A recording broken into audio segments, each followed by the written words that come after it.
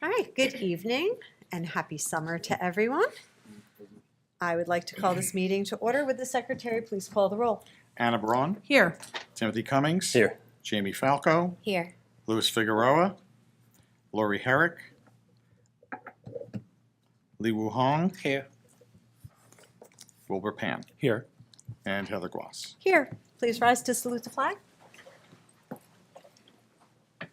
I pledge allegiance to the flag of the United States of America and to the republic for which it stands, one nation, under God, indivisible, with liberty and justice for all. All right, welcome. The New Jersey Open Public Meeting Law was enacted to ensure the right of the public to have advance notice of and to attend the meetings of public bodies at which any business affecting their interest is discussed and acted upon. In accordance with the provisions of this act, the East Brunswick Board of Education has caused notice of this meeting to be published and posted at the Board of Education offices. Written notice was also provided to the Sentinel, the Newark Star Ledger, the Home News Tribune, and the Alternative Press of East Brunswick, and the Municipal Clerk of East Brunswick. All Board of Education meetings, with the exception of executive session discussions, are videotaped for later broadcast. It is the policy of the Board of Education that videotaped meetings are not edited for any purpose. Individuals who speak at the board's public meetings should be aware of these videotaping rules. All right, good evening. We are starting with a very pleasant item, the oath of office.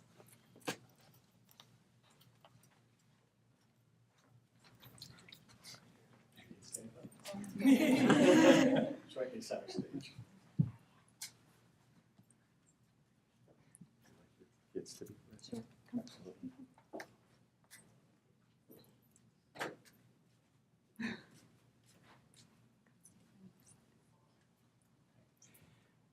Please raise your right hand and repeat after me.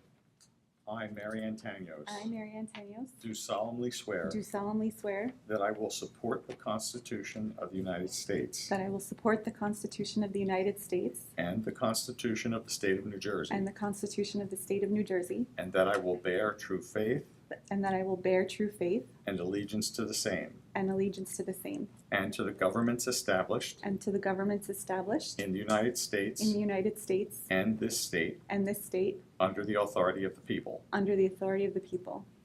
I also solemnly swear I also solemnly swear that I possess the qualifications that I possess the qualifications prescribed by law prescribed by law for the office of member for the office of member of a Board of Education, of a Board of Education, and that I will faithfully, and that I will faithfully, impartially, impartially, and justly perform and justly perform all duties of that office all duties of that office according to the best of my ability. according to the best of my ability. So help me God. So help me God. Congratulations.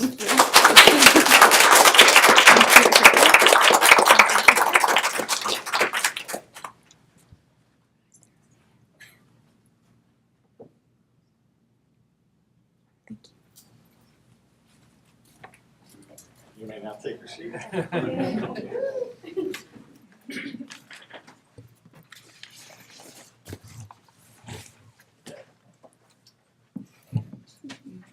If you could please sign.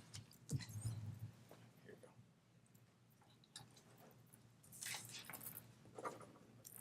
go. Thank you. It is so nice to begin with something happy. All right, having said that, I am sorry, but we have a need for a closed session.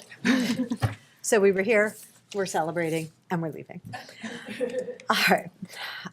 Whereas the Board of Education must discuss matters which are not appropriate for discussion in a public meeting, and whereas these subjects are within the exceptions to the Open Public Meetings Act and are permitted to be discussed in closed session pursuant to NJSA 10-4-12B, and whereas the Board of Education intends to discuss matters as listed on tonight's agenda, whereas the length of the closed session is estimated to be 1 hour, after which the public meeting of the board will reconvene and action will be taken. Can I get a motion, please? Second. All right. Wilbur and Jamie, all in favor? Aye. Aye. Opposed? Abstentions? All right, we are enclosed. After some congratulatory hugs, we will all be back there. Hi, welcome back. We are going to begin again with the superintendent's report. Thank you, President Goss. Good evening, everyone. East Brunswick High School continues to shine academically with outstanding results from the May 2025 Advanced Placement Exams. Our students and teachers performed exceptionally well, surpassing both state and global averages in nearly every AP subject offered at the high school. Across all content areas, our students achieved an impressive 95.44% pass rate, meaning nearly all students received a score of 3 or higher, which is a benchmark for college readiness. Several courses saw 100% pass rates, including AP US History, Spanish Literature and Culture, German Language, Drawing, and 2D Art Design. Congratulations to our AP students and, of course, our educators for making this remarkable achievement and for continuing to set such a high standard of excellence for East Brunswick High School. I would also like to share that 443 students out of 694, and that's 64%, indicated they were accepted to their first choice college. In between working hard on student schedules, our school counseling team has been hitting the road to visit college campuses to learn the latest updates on college admissions at some of our students' favorite schools. These visits are private tours for the EB counseling team, which allow our staff to get a feel for each college campus to better inform our students as they apply for college. Our counselors visited the New Jersey Institute of Technology, Westchester University, Universal Institute of Technology, and Brookdale Community College. There's still many more visits to come. Counselors will be touring Rider University, University of Pennsylvania, and Drexel throughout this month.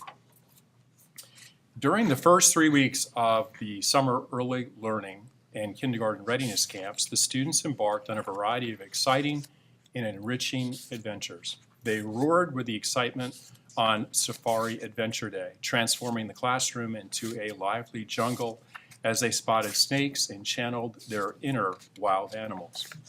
Imagination took center stage during Royal Kingdom Day, where they laughed, played, and created their own happily ever afters. Carnival Day brought high-energy fun with ring toss games, face painting, puppet theater, and joyful time with friends. And one special day was filled with wagging tails and big smiles as a furry friend paid a heartwarming visit to the classroom. The campers also experienced a peaceful and mindful yoga day where they stretched, breathed, and balanced their way through calming movements. These first 3 weeks were packed with creativity, exploration, and joyful memories for all. So far, it's been a great summer. Thank you. Thank you. I would like to say I was just told this morning, if anyone has a young enough child to participate in community programs during the summer, I was just told this morning by my 7-year-old going into 3rd grade that she wishes she could still do the summer community programs, and she wanted to know if she could visit her teacher. It left that much of a lasting impression. I also wanted to congratulate our AP teachers. The fact that we had 100% pass rate in AP US History is just astonishing and so amazing to hear, because that's often students' first AP class. Many students, it's an underclassmen class, and many students, it is their first exposure to the AP curriculum. So congratulations to our teachers and our students. All right, the next item on the agenda is the superintendent search update. I would first very much like to thank the community for their participation in helping us develop our leadership profile. I also want to say that we are extremely happy with the search firm that we chose to help us find our next superintendent, and they were extremely happy with the community response on the surveys. We received a higher than average number by more than a lot, and they were just happy to see such a high level of community participation through the survey. I spoke to someone from the firm yesterday, and they are very happy with the number of applicants that we have received. While I won't go into specifics, we have received a rich number of applicants, and our process closes for applications on April 1st. August 1st. I'm sorry, August 1st. Goodness, sorry, August 1st. I don't want it to be April. I'm very much enjoying summer, so a little off my game, but It closes August 1st. And I also wanted to thank the community for being helpful with participation in developing the leadership profile, because there are many districts in our county, in fact, neighboring districts, that are searching for a superintendent. And by being willing to step up and be helpful, we are leading our area in a search for a new superintendent, which hopefully will lead East Brunswick to get the best of the best. So, and thank you to the board for the help with that as well. We've had a lot of meetings. All right, this brings us to the good of the cause for the public. The Board of Education recognizes the value of public comment on educational issues and the importance of allowing members of the public to express themselves on school matters of community interest. To protect the privacy of all students and staff, concerns regarding individual students and staff members should generally be addressed by first meeting with the appropriate administrative staff. In order to permit the fair and orderly expression of such comment, the board shall provide a period for public comment at every meeting of the board. Each person is able to speak for up to 3 minutes. The board secretary will keep the time. If you step up to speak, if you could give your name and address, unless you are a student, and then just your name and your school, we would appreciate it. Is there anyone wishing to address the board?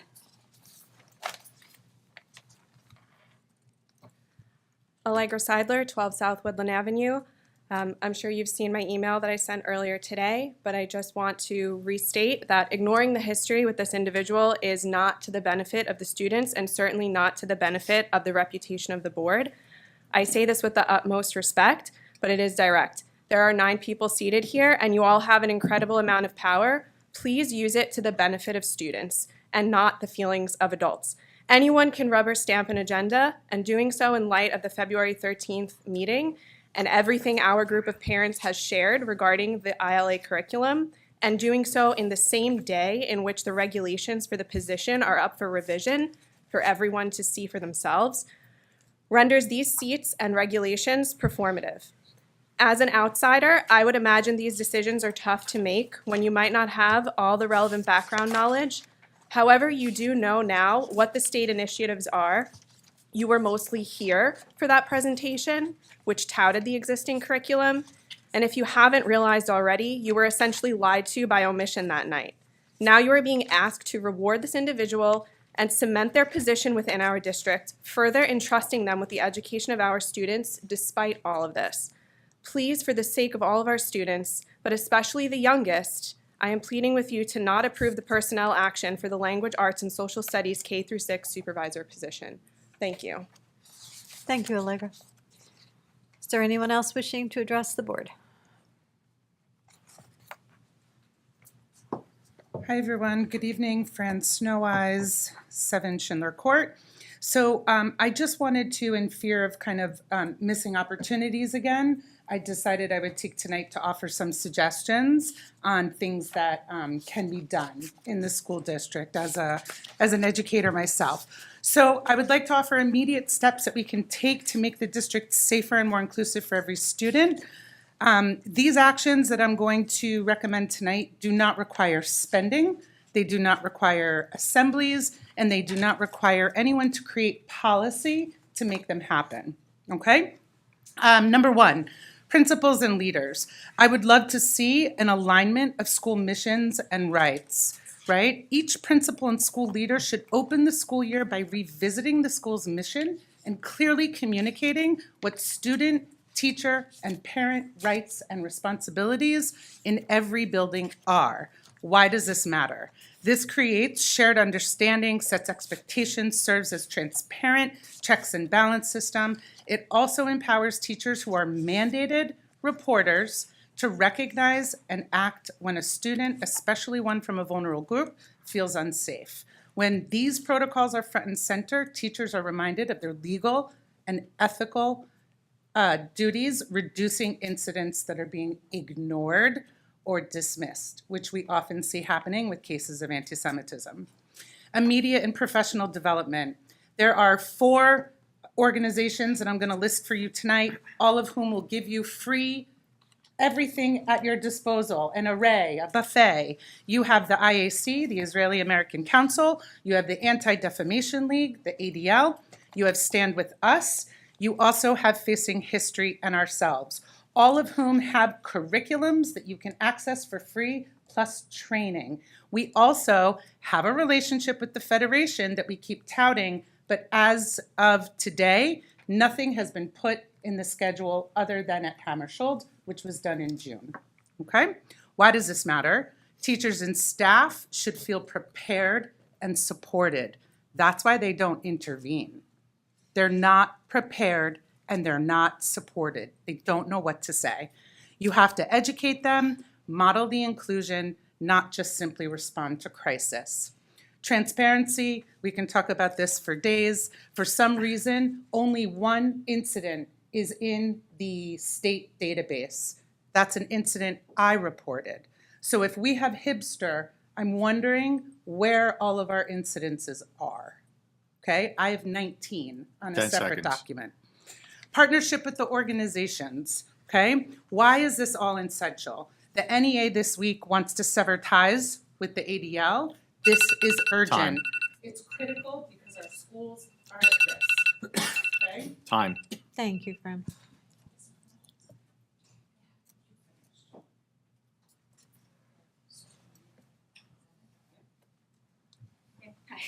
Part two. Sorry. Dana Nazaria, Independence Drive. What, your name again, please? Dana Dana, Nazaria. thank you. Why taking action to piggyback? Why taking action is essential. The recent decision by the NEA, the National Education Association, to sever ties with the ADL makes our work here even more urgent. At a time when hate and bias are rising, trusted partnerships are breaking down. Without access to these critical resources, our schools risk being less prepared, less united, and less able to protect and educate all students effectively. Our children's safety depends on us today. We cannot afford to lose another summer to inaction.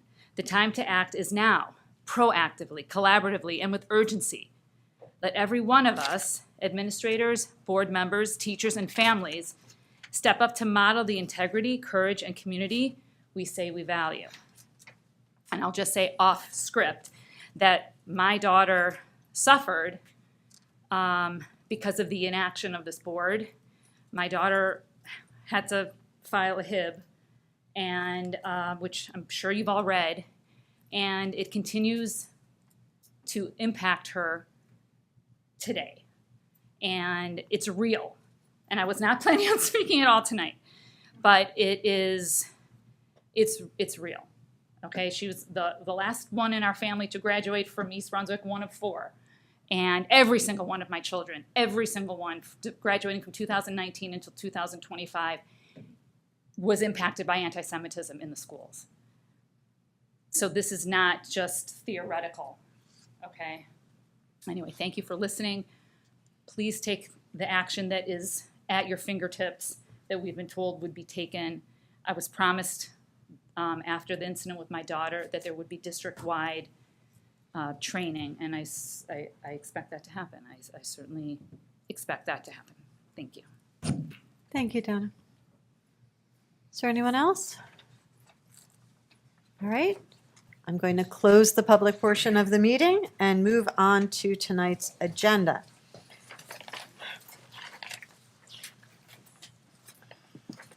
All right. I'm going to ask to move the entire agenda for the sake of our newest member. That in no way precludes discussion of any of these items. So if you could just give what section and what item number you're referring to, so that we can all catch up and share in the discussion, that would be helpful. Also, just please be aware that if you missed a meeting, we have several minutes up for approval, and you would have to abstain on those. All right. Can I have a motion to move the entire agenda? Move. Wilbur and Second. Jamie? All right. Is there any discussion? I'm sure there is. Wilbur?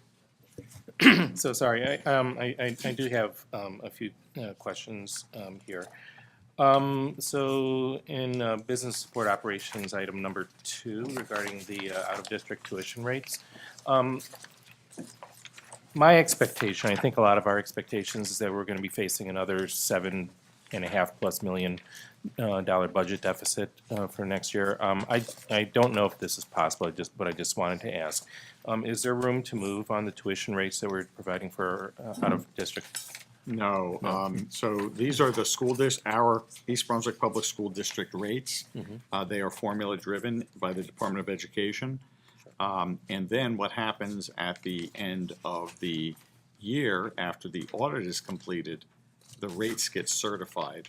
So what happens in those instances is that if that real rate, the true rate at the end, comes out to be less, we would need to refund the difference to whomever paid.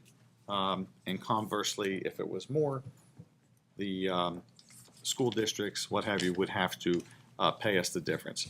We can't just come up with a number. Sure, okay, yeah, I didn't think so, but I figured I should Worth ask. the ask. Can I Dr. Pan, just- if I could, I Yeah. just wanted to reinforce that because we also use this tuition rate to assess charges to individuals who may be non-residents who are attending our schools.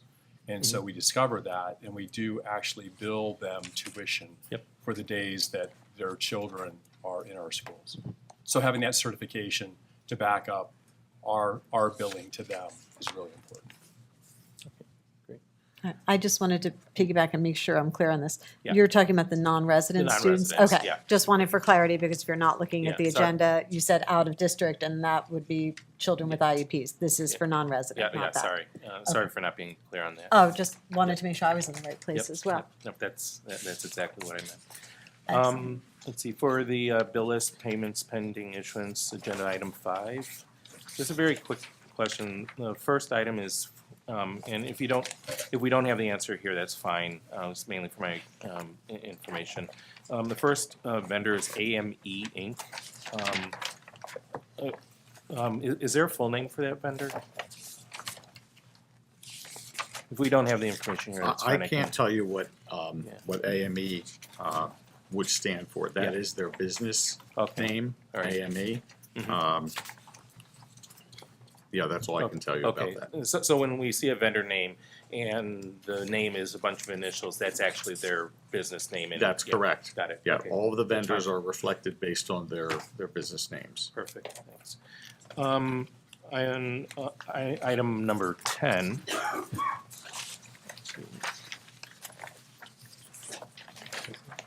Still under business? Yeah, still under business, sorry. Thank you.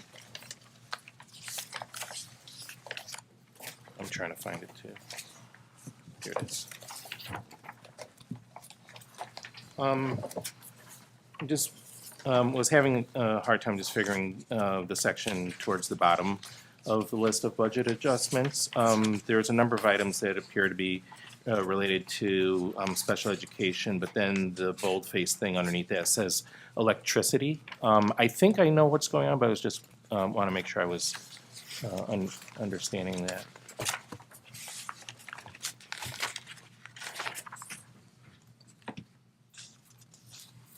What page are you looking on? On the agenda item. I have the agenda Yeah, this item. first, very first page, right about here. Where there are several items that, Oh. yeah, Oh, that's the header for the items right below it. below it. So okay. custodial services, reallocating funds into electricity costs. I see, but then that means that the header above it reads, I film for student IDs, which also didn't make sense. No, sorry, that was right below it. So the electricity is a description for the items right above that. Okay. So yeah. those are reallocations out of various accounts Mhm. to cover the additional electricity costs of $421,000. Got it, okay, yeah, that's Yes. what I thought, Yep, thanks. sorry, I misread Yeah, that. I was just having a disconnect because of how that was working. For the, under SPSS,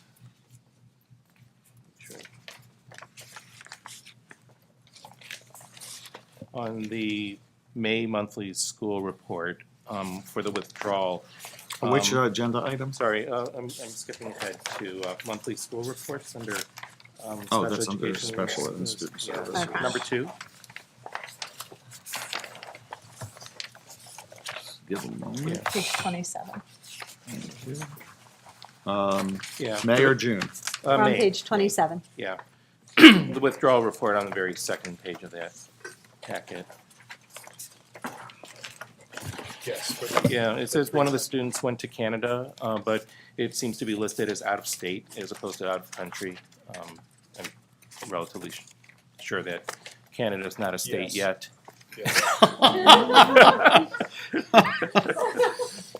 So, I just wanted to note that. And then the last thing, I'm skipping backwards because I wanted to save this for last because I think it's the most amount of discussion.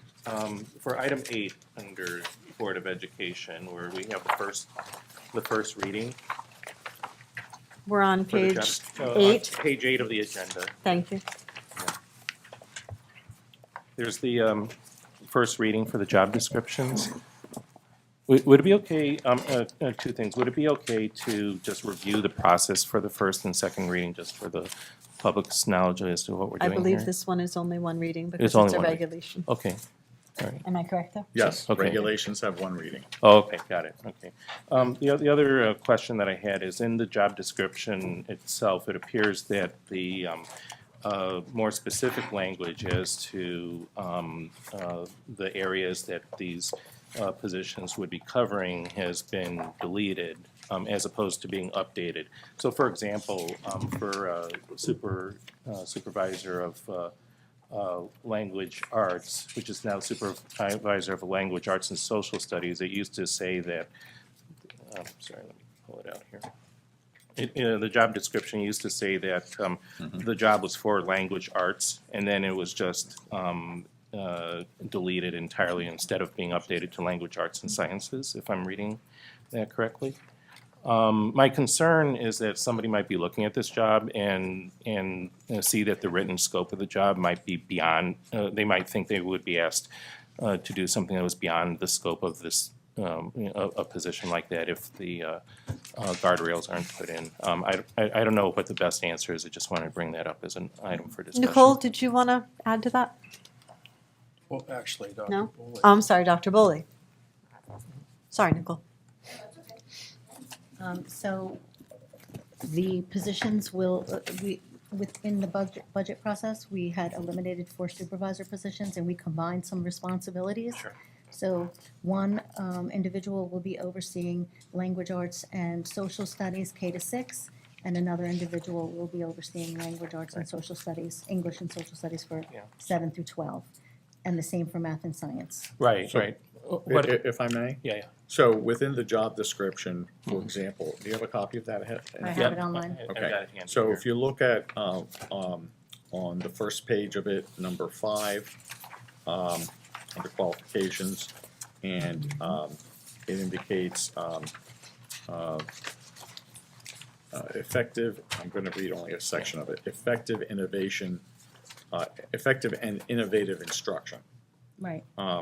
What Dr. Pan is referring to is that language arts, which was there previously, is being struck.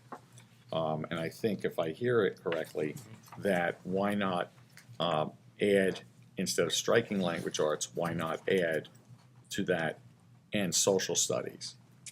So, and that carries through in several places throughout the job description. Yeah. Okay. There, one other example, it's probably more nerve-wracking for someone that's looking at this job position, is that it used to say prepares and documents budget recommendations for the language arts department, prepares and administers department budgets, blah, blah, blah. And that for language arts department was struck. And so again, my concern is somebody looking at this position is that they may question, well, which budgets am I going to be recommending for, because that's not specified. Whereas my idea is that if we're combining, this position so that we have language arts and social studies, then that language would be updated to say language arts and social studies departments or something like that. Oh, I have a solution.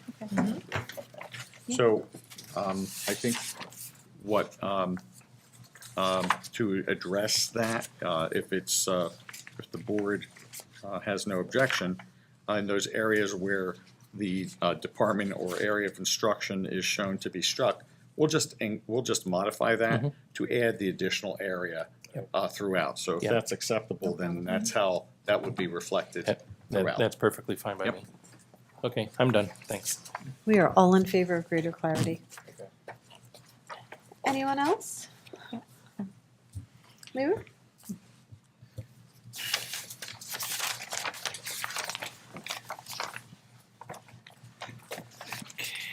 For the business and the supporting of operation. So for the number 4 and the number 5, we have bill list payment issued and bill list payment pending. So I realize there are some payment made to PSE&G. So every family got hit in June, got big utility bill charge hike. So I just want to know, so this bill had the impact to our school district, and what kind of impact will have for next year's budgetary planning?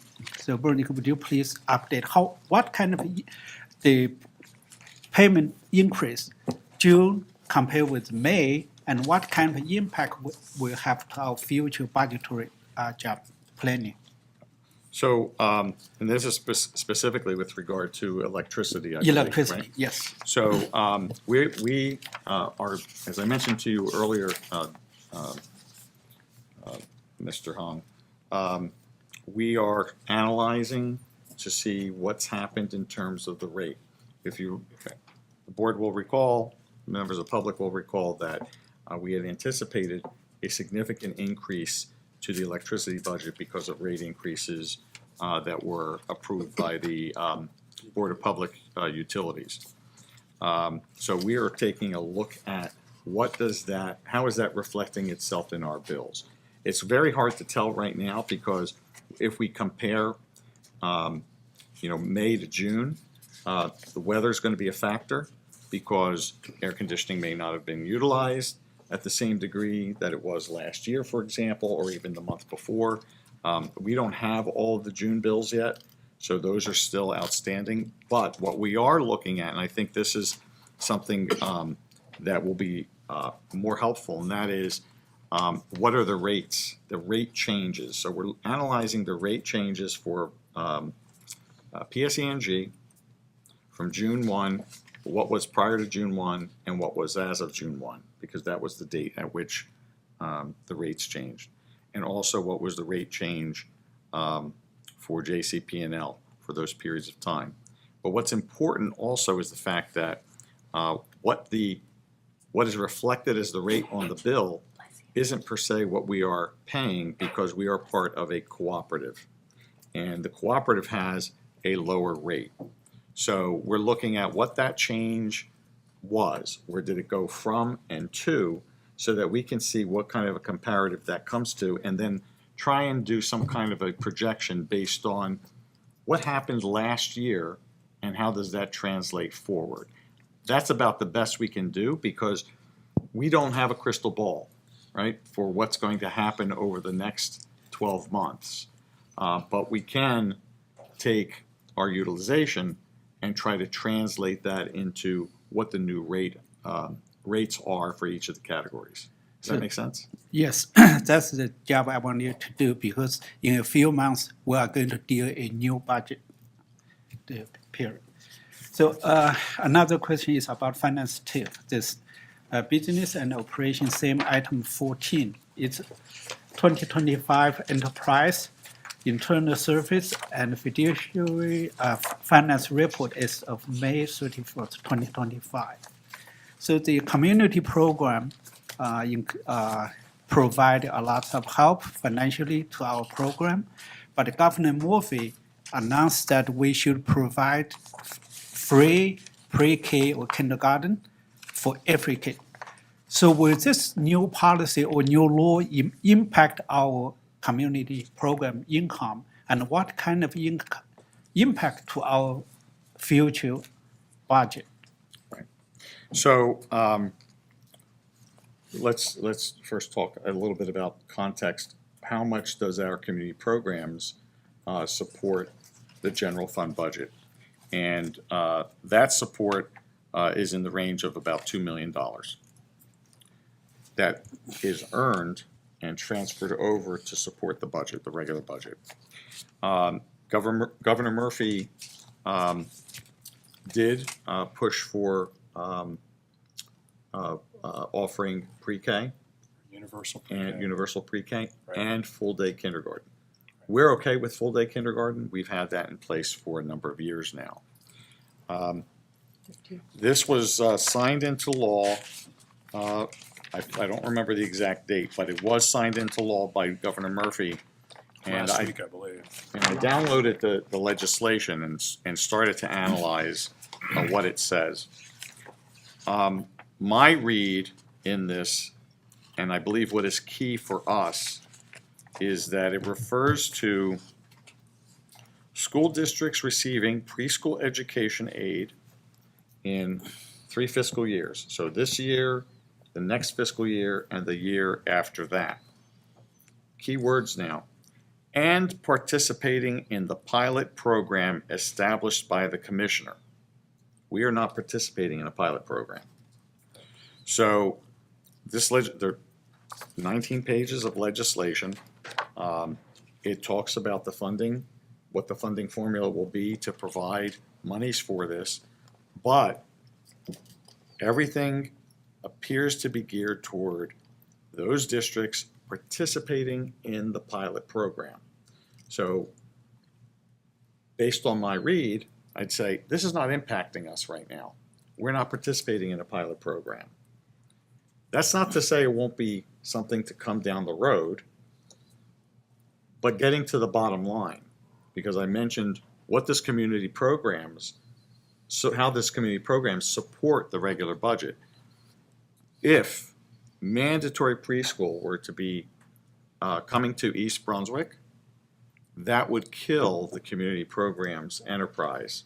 And I don't see how the state aid to run that program would be sufficient to even cover the costs. No. I just don't see that.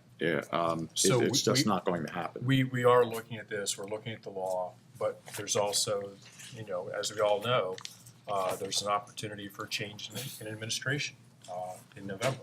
So I think what it does is it points us in a direction to say that even if, as Mr. Giuliano says, if you're in the pilot program and have 3 years in this program, you would be impacted.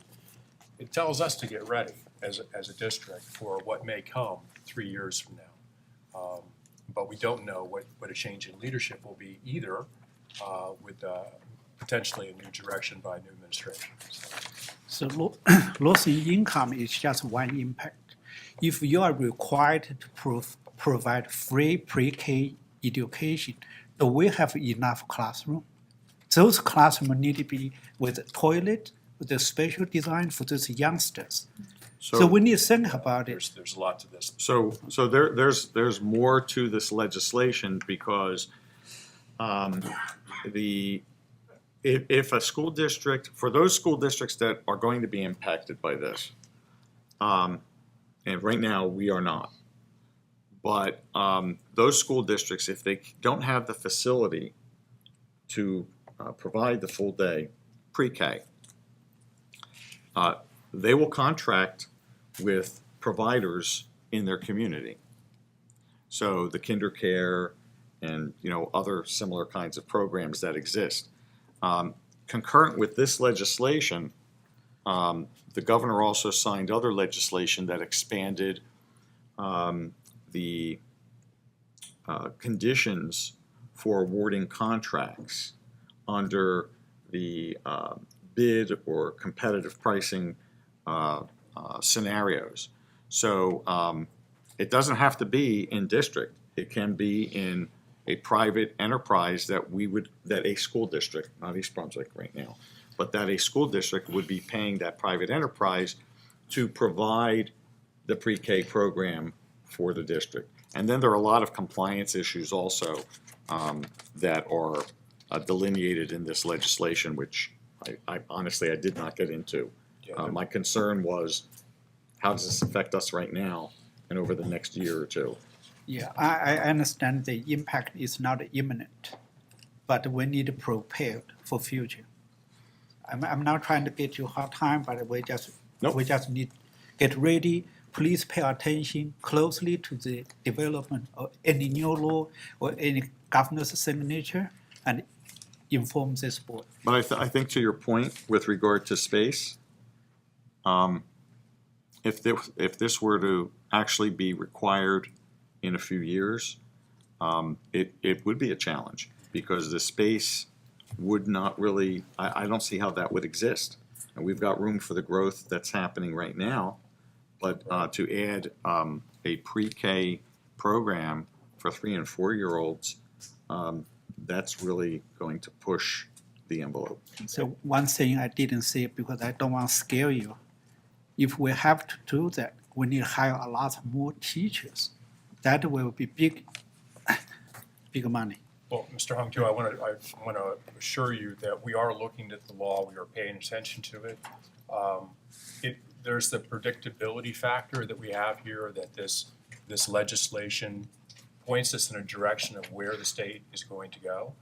But in terms of contracting with pre-K private providers, they have to be qualified, they have to be willing, they have to be able.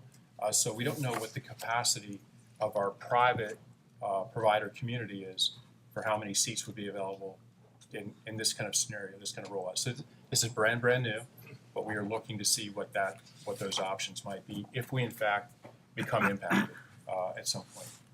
Thank you. Marianne. Hi. And welcome. Thank you. So I had questions on item 8 on page 8. So I see that these are going to be combined roles, but what kind of training will these individuals have? Because it's my understanding that these are existing and not new. So what kind of training will they be receiving to ensure that they can cover both sets of curricula at the same time? The individuals are collaborating with each other, obviously, and had transition meetings with those who were holding the roles. They're also attending meetings with representatives from the Department of Education who oversee the departments, as well as studying the standards and requirements and meeting with teachers in the different departments.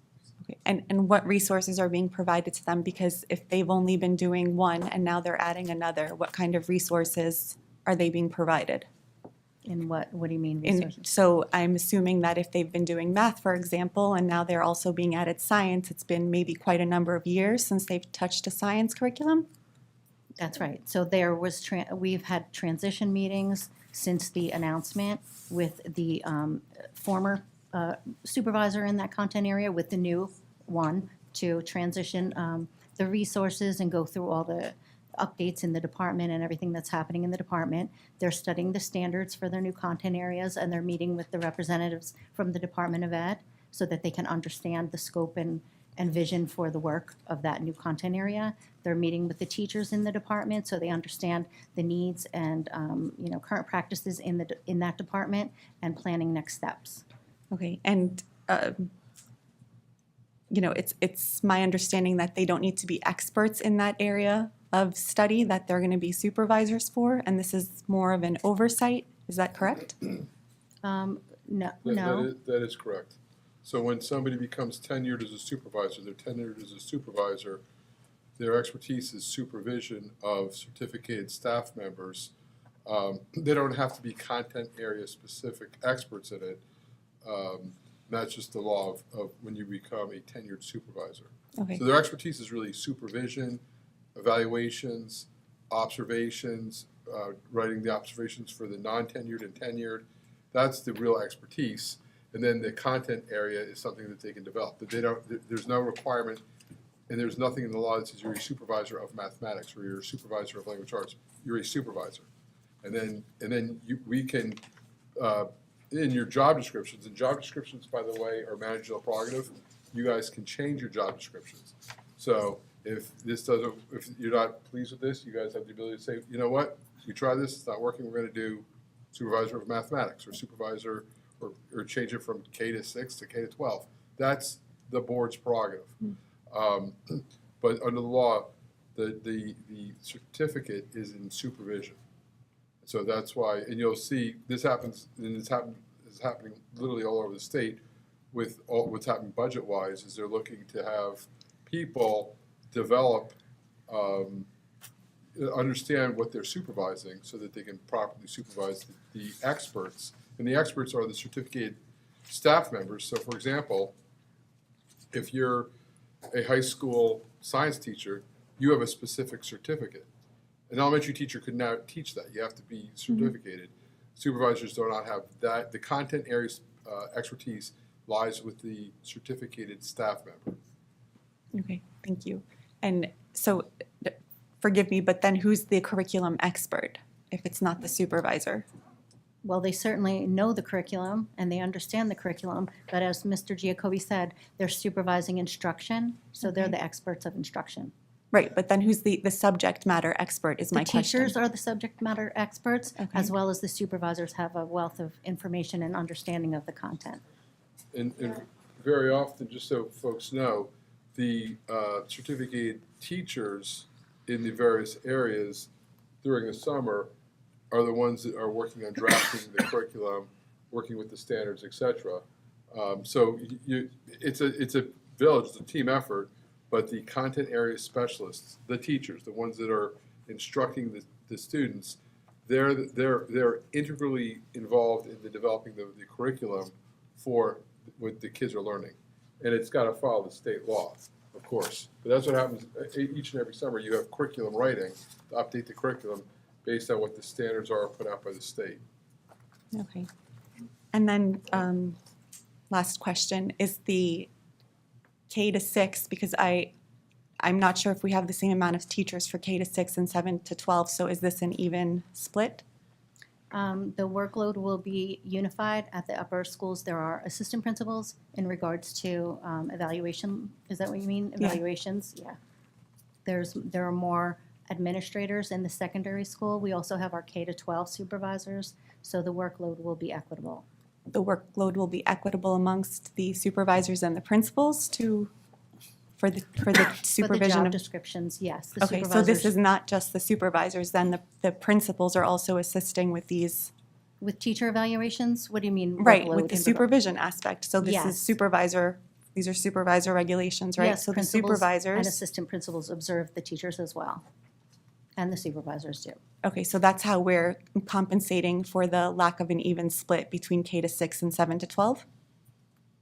I'm not sure I understand. So there are two departments in the secondary Right. schools, and are there more teachers K to 6 than are in the two departments in the secondary schools? Is that what you're Correct. asking? Yeah, that's the question. I don't have a head count off the top of my head of how many teachers there are, but the workload will be equitable because there are additional administrators in the secondary schools to help with the teacher who are assigned to teacher evaluations. I believe it's the administrators, the principals and the vice principals have always observed. They have. Teachers aren't getting Yes. observed by just their supervisor, they're That is usually getting correct. observed by a supervisor, a vice principal, a principal, which gives you more information. I'm sorry, I didn't mean to cut you off. No, I just- okay. Done. Mr. Yeah, Helm. go ahead. Okay, I'm sorry, I don't piggyback Mary Ann's point. So my understanding, this job prescription is only for fiscal year 2026. So this, I'm trying to find out the rationale behind this change. So apparently this job description is based on trying to separate different grade instead of the subject. So I think a supervisor for a certain subject, I anticipate he or she should be expert in that subject. That helps that person to understand, number one, job responsibility. Number two, help he or her supervisee's job.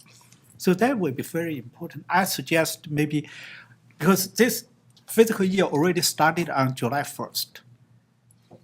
I suggest maybe in future with a policy committee should revisit this job description to find out what other school districts are doing, what we should do, what is the best for our student education. So that is my point. I know some schools use subject content based, some is grade based, but there's a lot. Each way has a valid argument, and as an East Brunswick is different. This topic was our entire board's discussion in future. And just, can I use the Envision program as an example?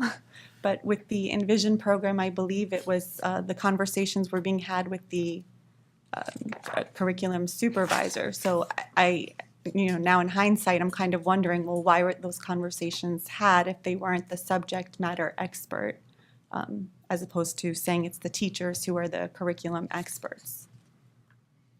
But Dr. Bowley, in Envision, when we rolled out Envision, the teachers were involved in that process as well. Yes. And can you explain to what degree? We had visitations to other schools? Yes, yes. I think what you're saying is that the supervisors need to be the curriculum experts or. To some extent, yeah. Correct. Yeah. And I'm not arguing with you. Yes, they are in their current capacity, and now they're taking on another due to the elimination of 4 positions. Right. They are taking on another content area, and they're going to become the experts in that content area as well, to the best of their ability. Okay. And we're providing resources to ensure that it's to their To the best of their our ability? we are. Okay. Is there going to be some measure of those resources and to check in with them? Has a plan been put in place to see how they're coping with these new roles and responsibilities that they've been given? I meet with each supervisor on a regular basis as a check-in. I go to department meetings. I do walkthroughs in the buildings with them. I'm in the classrooms. I hear from the teachers. And, like I said, they had transition meetings with the former person. There's 3-year plans for each of the departments in place, and they are going to carry that out. They're not coming in to the departments to change anything up immediately. They're listening and learning as they learn the content area and become skilled and build relationships with the teachers in those departments. Right.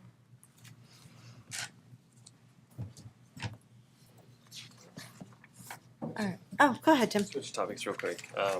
On business operations, the number 8, can we just elaborate a little bit on I'm all for, obviously, doing whatever we can to keep technology in front of our kids and equip them with the skills and resources they need, but anytime we see a number like that in terms of the purchase of 800 laptops, it jumps out at you, obviously, in light of what we've been through the past 2 years and then what we're anticipating in the upcoming year. So can we just elaborate on the need for that and how we're continuing to manage? Looks like we got the best man to answer that question coming up. We do.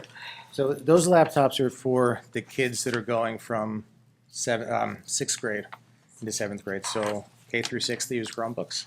Once they hit 7th grade, they're moving on to Windows laptops. The devices that we're getting back from the high school seniors, they're not, it's a challenge to keep them running as long as we have with the way that the budget cuts have happened. So that's, directly based on the estimated number of enrollments we're going to have for 7th grade next year. And those devices, we're getting them for $355 each, which is an amazing price. Do we typically do that then every year? Are we making that level of purchase every year for every? For the laptops, that's what we do every year for the 7th graders, and the Chromebooks we don't get every single year. Yeah. We usually get those, every 3 or 4 years to kind of, age out the devices. The Chromebooks last a little bit longer. I'm assuming the answer is probably no, but is there any resale value to the old equipment? No, they're more valuable for us to save as parts. So we use devices that still run for loaners. When a kid needs to have their device repaired, we give them that. And then the ones that don't function, we have storage where we keep them. And when a key needs to be replaced, when a screen needs to be replaced, we utilize every single part possible when we can. So they're more valuable to us in that regard. And Mr. Electronica, can you just emphasize your break-fix capacity in your department, because you've expanded that quite a bit over the last couple of years? Yeah, so we do all of our repairs in-house, with the exception of some of the equipment that's under warranty, if it's beyond our capabilities. But our techs are certified for Lenovo and Acer, So we do a lot of the warranty repair work ourselves, and we get reimbursed by the vendor. But the technicians are all certified for those devices, and the number of devices they repair on a daily basis is staggering. If you look in Genesis and see how many tech visits they get at Churchill Junior High, it's crazy. They're kept very busy. Anything else from Mr. McDermott? Okay. All right. If there isn't anyone else, I would like to chime in. Mine is happy. On page 18, number 15, under, I don't know what it's under. Under business and support. Under business and support. Thank you. I just wanted to comment in a very large budget or a very large agenda that I would like to thank the Churchill Junior High School PTA for donating money to be used towards the purchase and installation of 2 water bottle filling stations, because I feel this is not only so beneficial for our students. I mean, it's a health issue.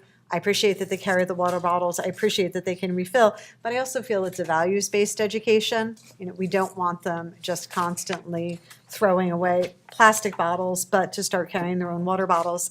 And I know that at some of the elementary schools, the PTAs have done the same thing. I know the Memorial PTA did that. And it's a gift that keeps on giving to our kids, but it's also value teaching. I feel the same way about item 17 on page 20, which is East Brunswick earned first place at a competition and won $2,500, which recognizes the school's outstanding efforts in climate education and sustainability. So I like that our students are out there competing and winning their own money for the school, but at the same time, it's being more cautious and educated about our resources. I just think these are positive things. Anyone else? I wanted to give a Oh, shout go out. ahead. Since you Thank just you. mentioned that, I want to give a shout out to Mr. Crotchfeld and his department, because they've been instrumental in implementing, along with Aramark, really environmentally sustainable solutions, in our cafeterias as part of child nutrition. So thanks to everyone. Thank you. All right, is there anyone else for discussion? All right, this will be a roll call vote. Anna Braun? Abstain, item 2, page 5. Item 3, page 6. Item 7, page 7. Oh, hold on, you're going too fast. I apologize. Page 5, item 2. Yep, Page 6, 3. 3. Okay, Page 7, number 7. page 7, number 7. Okay, and everything else is yes. Noted. Thank you. Timothy Cummings? Yes, abstention from 6 and 7 on page 7.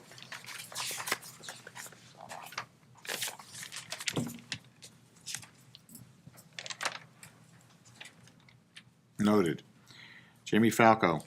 Yes, with abstention on Board of Education, item 5 on page 7.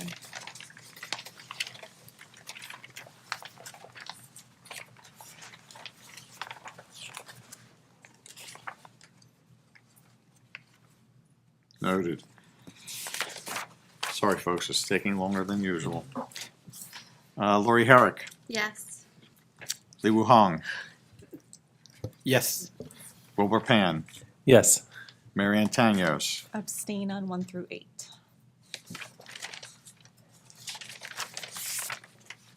Those would be all the minutes The minutes. and regulation. Noted. And the rest are yes? The vote on this, yes. Okay, thank you. Heather Guas? Yes. Okay, motion All carries. right, motion carries. We are on to, all the way at the back. All right, committee reports, information items, and the good of the cause for the board. I did want to begin with some thanks. Maureen Burzok, who is our Tap Into East Brunswick reporter, who has just been a resource and just a wealth of information for the community, recently retired. She announced her retirement. And I want to thank her for the service to the board, but more as a parent, I would like to thank her for her service to the community. The number of board meetings that Maureen sat here till very, very late to make sure she had the fullness of what was going on to be able to report to the community. I think that she has been just such an asset to East Brunswick as far as bringing us together as a community. I've lived here a long time, but to attend each event everywhere the way she has and report on it. And I have talked to her at times about her desire to make sure that she reported with a detachment and showing both sides. But her presence here has just been especially valuable for the community because the community does want to know what's going on in the schools. And we have a lot of schools and over 8,000 students. And she was here to bring that news to everyone with a very accurate eye. So I wanted to thank her and wish her well in her retirement. And I hope it is relaxing and wonderful. That's it for me. Anyone else? Over. Yeah. I wanted to note the East Brunswick farmers markets that have been happening recently. I was able to attend the first one, wasn't able to attend the second one, but I do want to note that as part of the activities there were two student groups that performed. One's Lunchtime, which is a huge band. I don't know how many, I've lost count of as to how many students are in that band, but it's more than the Grateful Dead, which is saying something. And the other is 6 to 1, which is really awesome jazz funk group. Unfortunately, most of those students are graduating, so I'm not sure what's going to happen to that group, but they've been terrific over the years that they've been playing as well. And they both performed at the first one. I believe Lunchtime performed at the second one, and 6 to 1 will be performing at the next one coming up. And I just wanted to call this out because sometimes I hear people mention that, well, the schools don't really do anything for me because my kids aren't in the schools anymore, and that is clearly untrue. I'm not sure, why folks would say that, but the fact that our students are participating in a real and important way in a town event, bringing value to our community, I think is something that needs to be called out, and those students should be congratulated on that. So I did want to mention that. And the other agenda item that I think should be mentioned is the Special Olympics grant that we have, because that is also an awesome thing, even though it's a very small item dollar-wise on the budget-wise compared to our entire budget. But I also want to echo Heather's point that this, besides just being a inherently good thing to do, it does signal values that we want to pass on to our students, and just another example of how our schools are contributing to our community. Thanks. Thank you. Anyone else? Just one quick mention. The Human Relations Council is looking for student liaisons. If any students get to watch this broadcast, I would love to get an email from you. And we're looking forward to having a robust interaction with our community. Thank you. My final thought is I am the board's representative. I'm the board's representative to the Recreation and Parks Advisory Board. There is a great deal of activity coming out through our rec sports right now, especially for our younger students. And so much of that information normally comes out on the virtual backpack. If you read the principals' newsletters that come out, there's so many activities at the bottom for our students. But during the summer, we don't have those coming out to you. So on behalf of the rec sports, please keep watching on social media, on the township sites, because there are clinics, there are opportunities for our youngest kids to get involved long before they get into the schools even. And to stay, athletics is a huge part of who we are, and just want to keep pushing forward. There's teams out there for everyone. They're constantly recruiting. So wanted to add that in. All right, if there's no one else, I need a motion to adjourn. Motion. Move. Second. Jamie's cold. All right, Jamie then Jamie and Wilbur? Jamie then Wilbur. Yep. Discussion? No. All in favor? Opposed? Abstentions? Thank you, everyone. We are adjourned.